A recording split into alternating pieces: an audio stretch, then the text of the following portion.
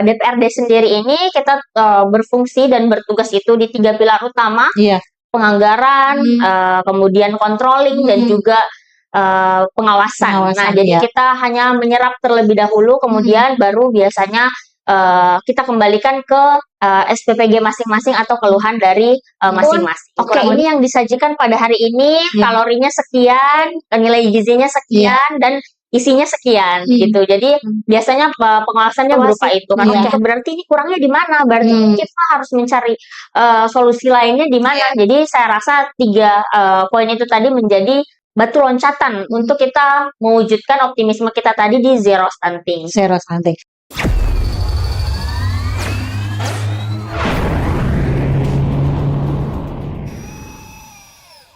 Assalamualaikum warahmatullahi wabarakatuh. Senang sekali Rute Lama, Ruang Temu Legislator Makassar kembali bersama dengan Anda. Kalau kemarin-kemarin sudah banyak wakil-wakil kita di DPRD Kota Makassar hadir, hari ini ada sosok muda, wakil kita juga di DPRD Kota Makassar. Iya, narasumber saya ini backgroundnya di bidang kesehatan, ya. Siapa lagi kalau bukan Dokter Gigi Esin Usaminur. Assalamualaikum, apa kabar dok? Waalaikumsalam warahmatullahi wabarakatuh, Kak Ida. Iya, waduh hari ini cantik sekali. Masya Allah, tabarakallah. Cantik ya. Memang harus cantik, harus menarik, begitu ya. Apalagi menjadi wakil, berada di tengah-tengah konstituen kan, biar konstituen juga betah sama dengan wakil ya. Betul. Tentu saja harus seperti itu.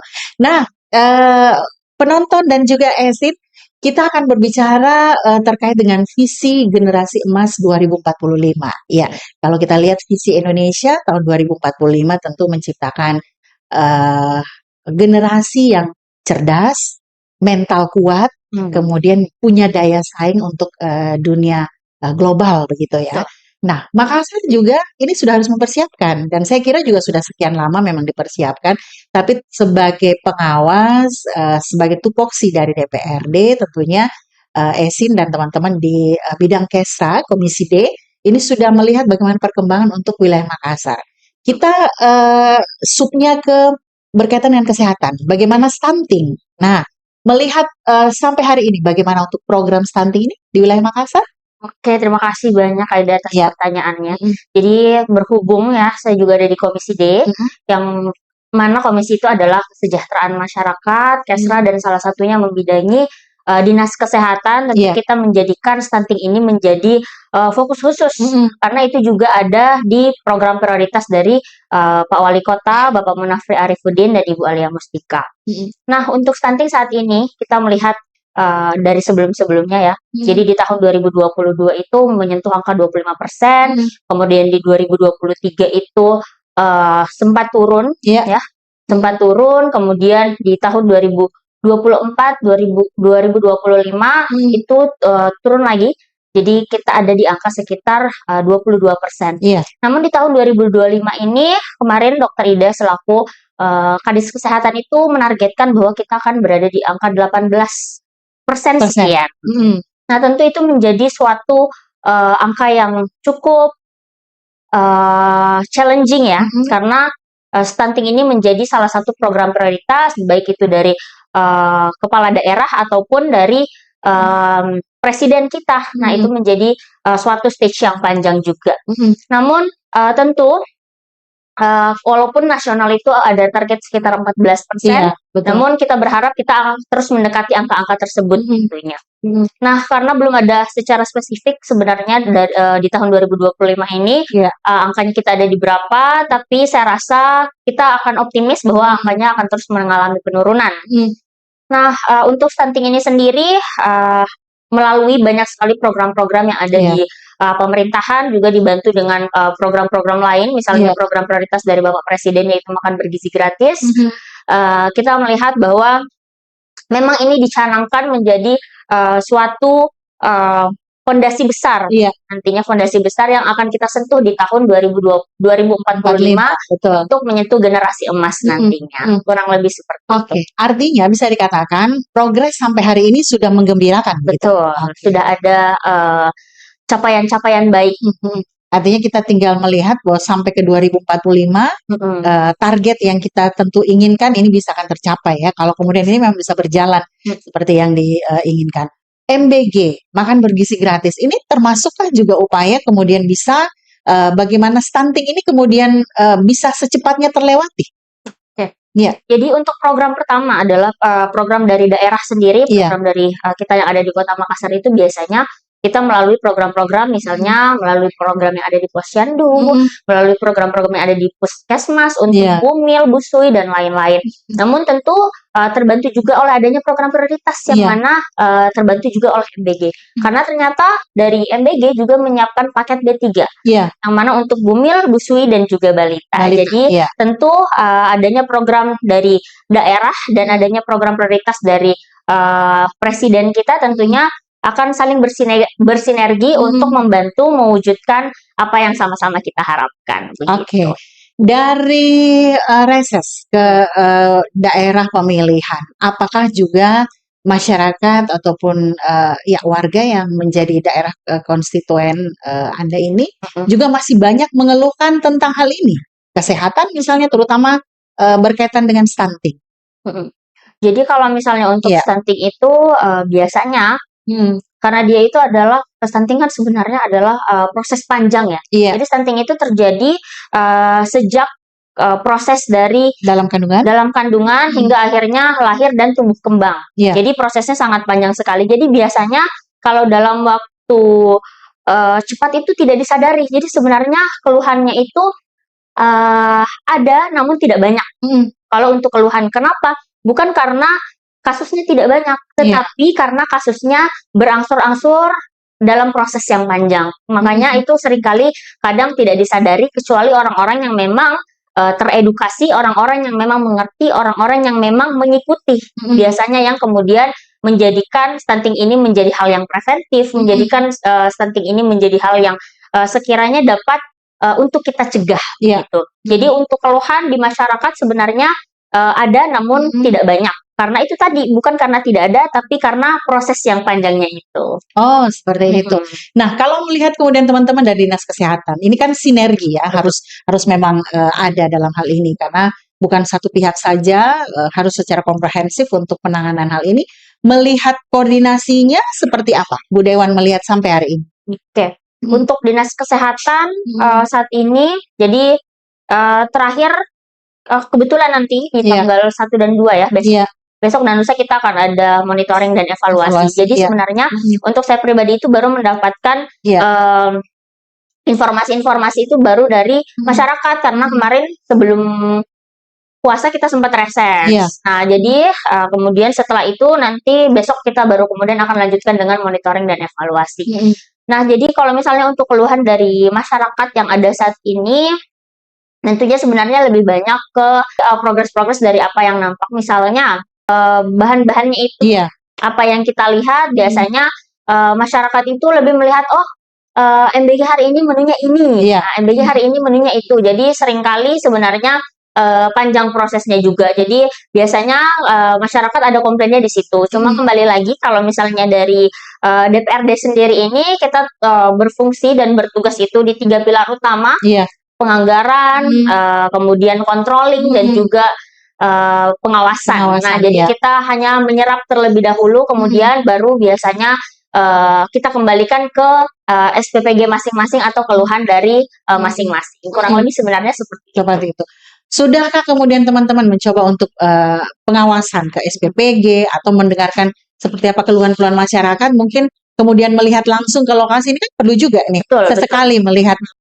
Oke, kalau misalnya saat ini, jadi kalau misalnya kita melihat bagaimana progres dari MBG ini berjalan, itu saya rasa mereka memang dari pusat punya tanggalnya masing-masing ya untuk proses pelaksanaannya. Karena kan kemarin sempat libur panjang, jadi ada yang mulai operasional kembali di tanggal 30, ada yang mulai operasional kembali di tanggal 31 dan sebagainya. Jadi kalau saya lihat makin ke sini sebenarnya MBG ini cukup semakin rapat ya. Jadi sebelumnya MBG ini mungkin banyak penilaian-penilaian dan lain-lain. Cuma semakin ke sini saya rasa sudah mulai makin disiplin. Mungkin karena progres dari namanya juga ini adalah program sebuah terobosan kembali ya, walaupun sudah ada mungkin di tahun-tahun sebelumnya. Saya sempat dengar di tahun 19 sekian itu sempat ada program yang menyerupai. Namun kembali lagi dibuat program ini oleh Pak Prabowo. Namun tentu kita melihat karena ini adalah program prioritas yang dibawa langsung oleh Presiden dan Wakil Presiden, sehingga ini masih terbilang baru kembali karena orang-orang yang mengelola di dalamnya kan ini masih baru kembali, sehingga tentu perlu banyak evaluasi, perlu banyak hal-hal yang sekiranya makin mengikat karena makin kesini juga peraturannya makin ketat ya. Jadi saya lihat yang MBG dengan hal-hal yang sudah mulai lintas jalur, keluar dari jalur biasanya ada ditutup, ada diberikan SP dan lain-lain. Jadi saya lihat makin kesini, tapi itu juga adalah bantuan dari masyarakat karena adanya pengaduan-pengaduan, sehingga saya lihat memang ini cukup transparan gitu, karena dirasakan langsung oleh masyarakat, langsung oleh masyarakat dan juga diterima oleh masyarakat. Jadi memang nampak sehingga yang keluar jalur ini jadinya kelihatan. Oke. Jadi memang peran serta masyarakat dibutuhkan, orang tua tentu saja karena tadi juga ibu menyusui, busui, kemudian anak-anak, dan satunya lagi Bumil, busui, balita. Oh, balita. Bahkan kalau tidak salah ya, Dinda, bahwa dalam waktu dekat ini juga guru-guru juga ya. Oh iya. Nanti ini kemudian juga bisa kemudian mendapatkan fasilitas dari MBG ini. Nah, kalau kemudian kita lihat, ini kan banyak juga yang kita lihat bahwa satu sekolah misalnya dengan sekolah yang lain membandingkan menunya itu ada yang tidak sama misalnya. Bahkan kalau kita melihat menunya ini ya bisa dikatakan dengan dengan anggaran yang diberikan ini bisa dikatakan jauh dari apa yang disajikan. Pengawasannya seperti apa itu? Kalau yang saya lihat itu kemarin ya, yang saya nonton biasanya pertama itu pengawasannya ada dua arah. Yang pertama itu pengawasan mungkin dari orang-orang yang menerima. Kalau misalnya di anak SD dibawa pulang, biasanya melalui orang tua. Kalau misalnya sudah besar-besar SMP atau SMA, biasa mereka ngupload. Terus kalau misalnya yang pertama itu pengawasan langsung, yang kedua untuk pertanggungjawaban dari SPPG-nya sendiri itu mereka biasanya punya akun. Jadi mereka punya akun. Ini yang disajikan pada hari ini kalorinya sekian, nilai gizinya sekian, dan isinya sekian gitu. Jadi biasanya pengawasannya berupa itu. Karena itu kan juga hal-hal yang saya lihat transparansi. Jadi kita bisa menilai. Di akunnya ini nih menu-menunya. Ini nih yang dibawa pulang oleh anak-anak. Berarti kita bisa langsung comparison. Kita bisa langsung melihat, sama persis. Nilai gizinya ini. Karena saya rasa seringkali juga untuk menu ini yang mengerti betul itu adalah ahli gizinya. Dia yang tahu betul, hari ini nilai gizi apa yang mau dia masukkan. Apakah misalnya karbohidratnya dari nasi, ataukah dari ketan, ataukah dari ubi, ataukah dari mie. Nah, misalnya seperti itu. Kalau kita sebagai orang awam mungkin hanya melihat langsung, ini bisa dimakan atau tidak. Menunya ini atau tidak. Namun yang mengerti dan memahami langsung mungkin itu kembali ke ahli gizinya. Karena dari mereka yang menentukan menu, menentukan nilai gizi, kalori dan sebagainya. Jadi saya rasa untuk persoalan itu kita kembalikan ke masing-masing satuan pelayanan gizi dan juga ke ahli gizi yang memang tahu betul apa yang akan mereka bawakan untuk anak-anak kita. Jadi kita berharap memang ahli gizi yang ada di dalamnya, kemudian ahli-ahli lainnya yang memang harus ada di dalam satu PPG ini bisa berfungsi dengan baik. Nah, kita sedikit berbicara tentang karena generasi emas ini, Bu Dinda, kita akan berbicara juga terkait dengan bagaimana mental anak-anak kita ini nanti. Anak-anak kecil kita, kemudian yang diharapkan 2045 nanti menjadi generasi emas kita. Tapi kalau di sisi lain, ini sesuai dengan Kesra juga melihat bagaimana anak-anak jalanan yang saat sekarang ini juga masih bisa kita katakan bahwa masih banyak juga. Apakah mereka kemudian sudah tersentuh juga dengan hal-hal seperti ini? Jadi untuk anak jalanan itu sebenarnya memang kita adalah pemerintah daerah ya. Jadi kita betul-betul sebenarnya mendapatkan wewenang itu kepada orang-orang yang termasuk di daerah kita. Kurang lebih seperti itu. Jadi memang kita fokusnya ada di situ. Dan yang menjadi kendala saat ini adalah anak-anak yang misalnya di jalanan, tetapi dia ternyata bukan orang Makassar. Jadi semisal ada yang membawa dari luar Makassar, kemudian dimasukkan ke Makassar, tetapi ternyata dia bukan orang Makassar. Nah, dalam dalam kata lain, kita sebenarnya tidak punya wewenang untuk itu. Iya. Betul. Nah, kecuali mungkin yang dapat kita lakukan itu adalah dengan membantu untuk transportasi dikembalikan ke Daerahnya. kembali. Karena untuk dari situ kita tidak punya wewenang lebih lanjut. Iya. Itu yang sebenarnya jadi kendala yang saya lihat saat ini, karena adanya perbedaan wewenang itu tadi yang menjadi batas. Kita tidak bisa, karena ketika misalnya kita tindaki dan ternyata pemerintah daerah dari daerahnya kemudian tidak setuju, tidak sepakat dan lain-lain, ya itu kita juga salah. Jadi sebenarnya itu ada dua pilar yang berbeda. Begitu. Tapi sinergi berarti kan harus tetap ya ada komunikasi Betul antara sekali. satu daerah dengan daerah yang lain. Ini kan kalau kita melihat sudah ada juga sekolah rakyat. Nah, ini bisa menampung tentu saja anak-anak kita, para anjal yang memang tidak mampu, artinya bahwa tidak ada alasan lagi untuk tidak menerima pendidikan, tidak mendapatkan pendidikan. Melihat untuk Kota Makassar sendiri kan sekolah rakyat sudah ada. Kalau untuk Kota Makassar, jadi kalau sekolah rakyat itu mereka akan berfokus di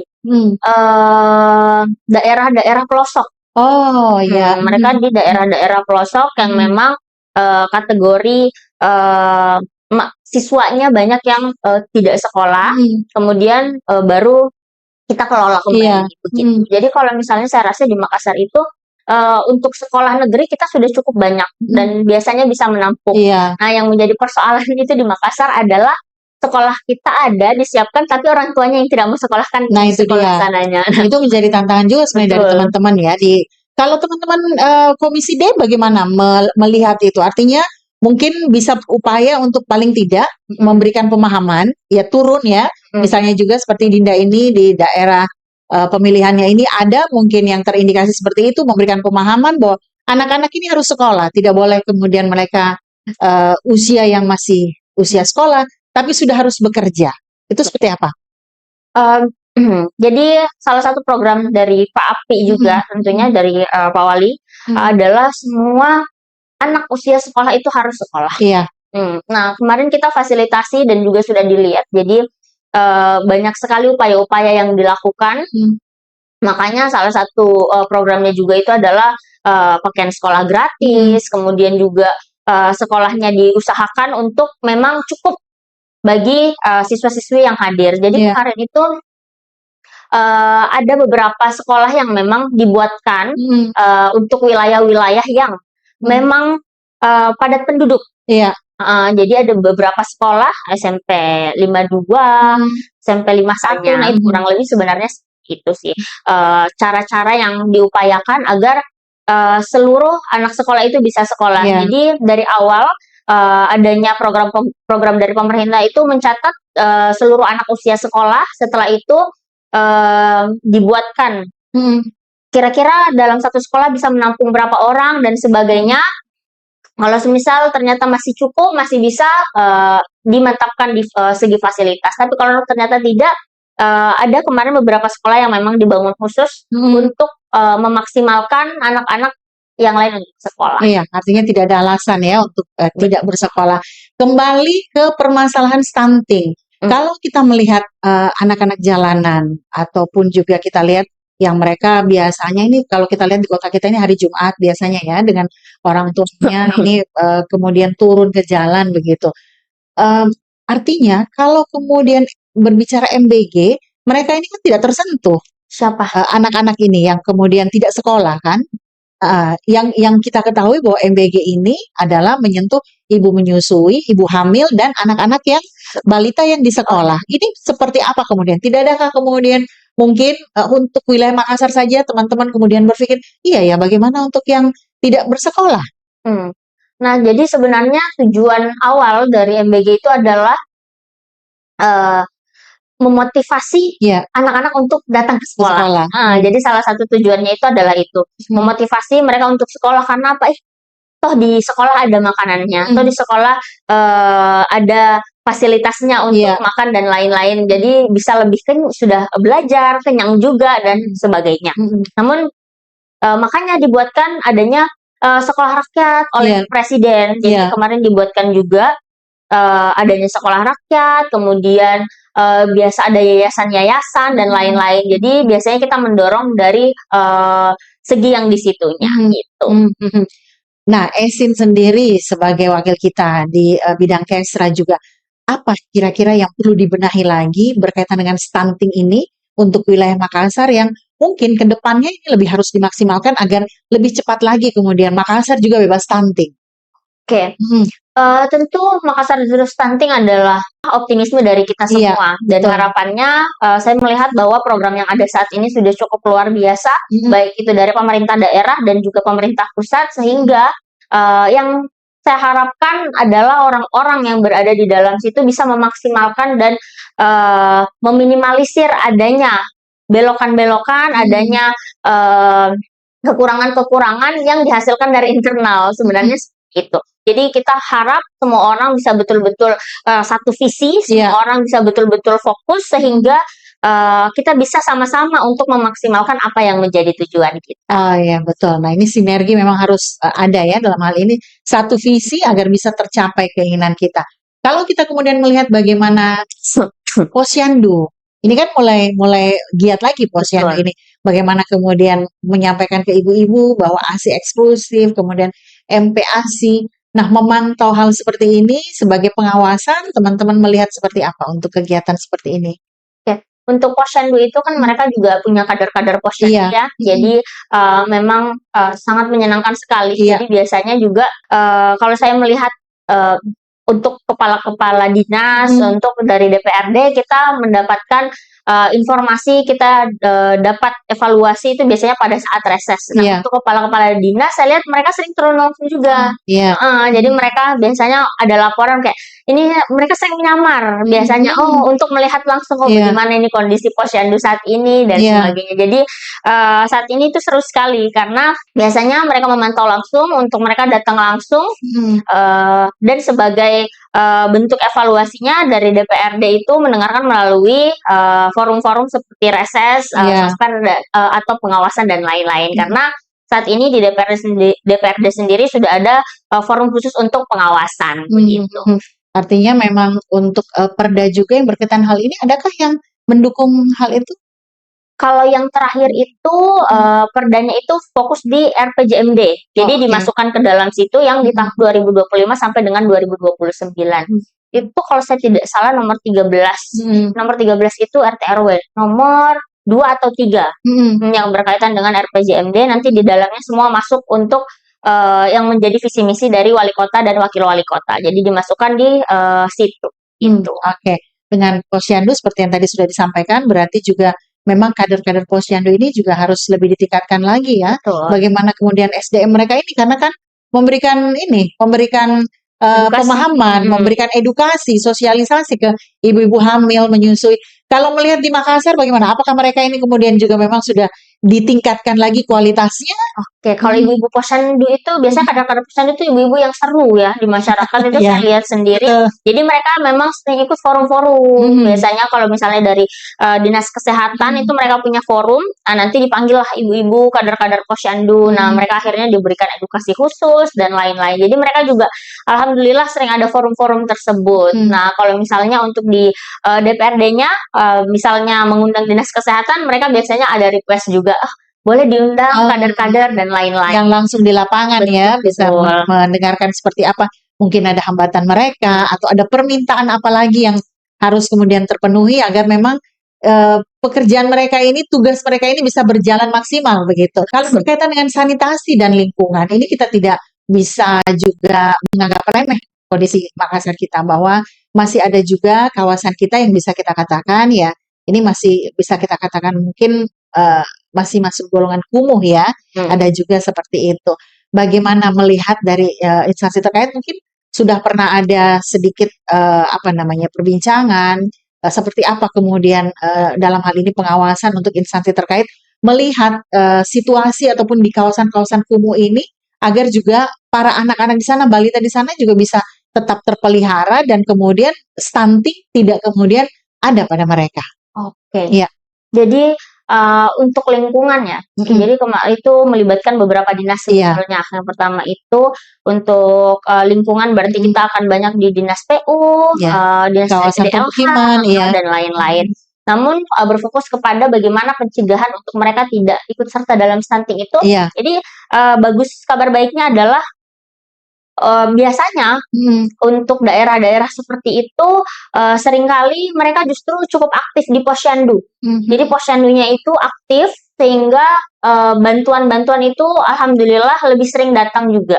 Nah, jadi karena mereka aktif akhirnya seperti bantuan-bantuan posyandu, entah itu dari MBG ataukah kegiatan-kegiatan dari dinas. Nah, biasanya masuk di situ. Jadi itu adalah upaya-upaya untuk selalu diberikan bantuan, diberikan kebutuhan gizi yang cukup sehingga bisa memungkinkan untuk sebagai langkah preventif untuk mencegah stunting. Oke, seperti itu. Adakah mungkin anggaran tambahan yang coba untuk diberikan ketika mungkin melihat wah masih banyak yang belum tersentuh nih masalah gizi, masalah kesehatan mereka untuk mengantisipasi stunting ini? Kalau misalnya dari segi anggaran dibandingkan dengan tahun-tahun sebelumnya, sebenarnya anggarannya ini masih terbilang cukup stagnan ya. Iya. Jadi anggarannya masih berada di anggaran yang sama untuk di dinas kesehatan. Iya. Namun tentu dinas kesehatan kemarin bersinergi kemudian dengan dinas KB. Jadi mereka saling backup di situ untuk memenuhi kebutuhan-kebutuhan gizi yang ada di masyarakat. Jadi dari KB memiliki data, dari dinas kesehatan bantu backup, dan dari MBG bantu untuk penyaluran, dari dinas kesehatan juga bantu untuk penyaluran melalui program-program yang mereka punya. Oke. Kalau berkaitan dengan mungkin ada regulasi yang akan dibuat mungkin untuk lebih memperkokoh lagi agar stunting ini lebih cepat lagi kemudian bisa bebas di Makassar. Adakah untuk legislasi ini? Jadi sebenarnya tahun ini kemarin saya sempat ngobrol juga sama Kadis Kesehatan ya, bersama Dokter Ida. Jadi kita memang punya rencana agar setelah ini di Komisi D kita membuat perda khusus untuk baik itu stunting atau ada 3 kemarin penyakit yang akan kita fokuskan. Jadi kita akan merencanakan insya Allah di tahun ini untuk pembuatan peraturan daerahnya. Jadi nanti kita bisa sama-sama stay tune di antara 3 sampai 4 penyakit yang terbesar di masyarakat. Kita akan ada rilis nanti untuk peraturan daerah yang diberikan melalui Komisi D. Kalau tidak salah mungkin saya bisa tebak TB mungkin ya, termasuk ya? Iya, ada TB, kemudian juga apa ya kemarin? Ada 3 penyakit, dan stunting satunya. Satunya stunting ya. Jadi kita akan mencanangkan di antara 4 ini, dan tapi kemungkinan yang paling besar itu adalah stunting kalau saya tidak salah. Oke. HIV juga. HIV juga. Oh, oke. Jadi mungkin stunting, kemudian TB dan HIV ya. Oke. Bagaimana sih sebenarnya Dinda, seorang yang memang background-nya di dunia kesehatan sebagai dokter, memberikan pemahaman kepada masyarakat bahwa hidup sehat itu, terutama kalau punya bayi, punya anak yang ini memang harus diperhatikan agar tidak stunting begitu. Ini kan kalau kita lihat semakin ke sini juga ya tetap saja masih ada yang kurang entah kurang paham ataukah seperti apa, masa bodoh saja. Seperti apa yang harus dilakukan sebenarnya oleh teman-teman misalnya instansi terkait, dinas kesehatan, para kader posyandu misalnya. Ini apa yang harus dilakukan?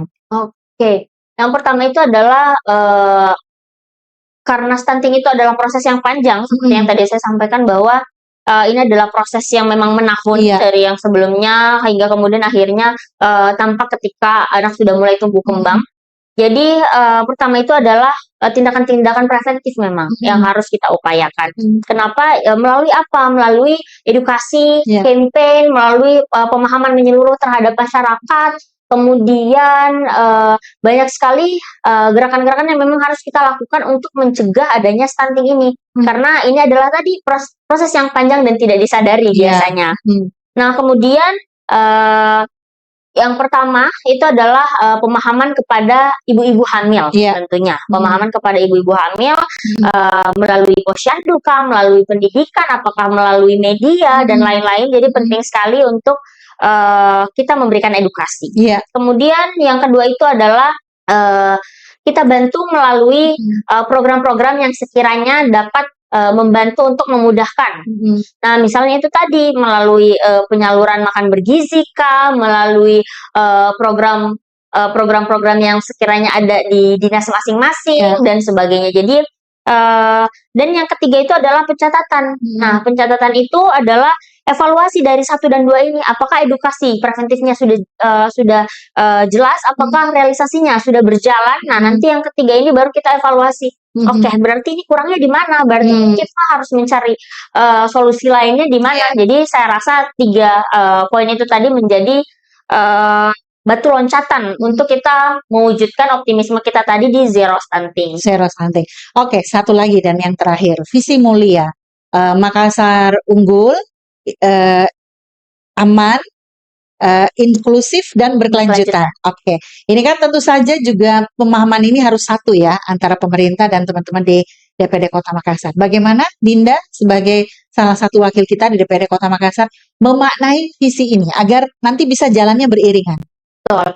Jadi untuk visi dari mulai itu kan sangat luar biasa ya. Harapannya adalah adanya betul-betul sinergitas antara legislatif dan eksekutif dalam prosesnya. Harapannya kita terus beriringan, terus untuk satu arah dan satu jalur agar tidak ada yang saling melewati, tidak ada yang saling melangkahi, agar betul-betul bisa selalu berdampingan. Tentu harapannya di situ. Jadi baik dari eksekutif menjalankan dengan bersungguh-sungguh dan legislatif memantau juga dengan sungguh-sungguh. Oke, seperti itu. Dan ya sekali lagi kita berharap sinergi yang ada legislatif, eksekutif, kemudian masyarakat sama-sama agar kemudian generasi emas 2045 untuk kita khususnya di Makassar bisa terwujud seperti apa yang kita harapkan. Baik, Esin, terima kasih. Aduh, nanti kapan waktu kita ketemu lagi ya. Siap. Oke, terima kasih untuk penonton setia channel YouTube kami. Saya Ida Fahri sudah bersama Dr. Gigi Esin tadi dari Komisi D Kesra DPD Kota Makassar. Terima kasih, sampai jumpa.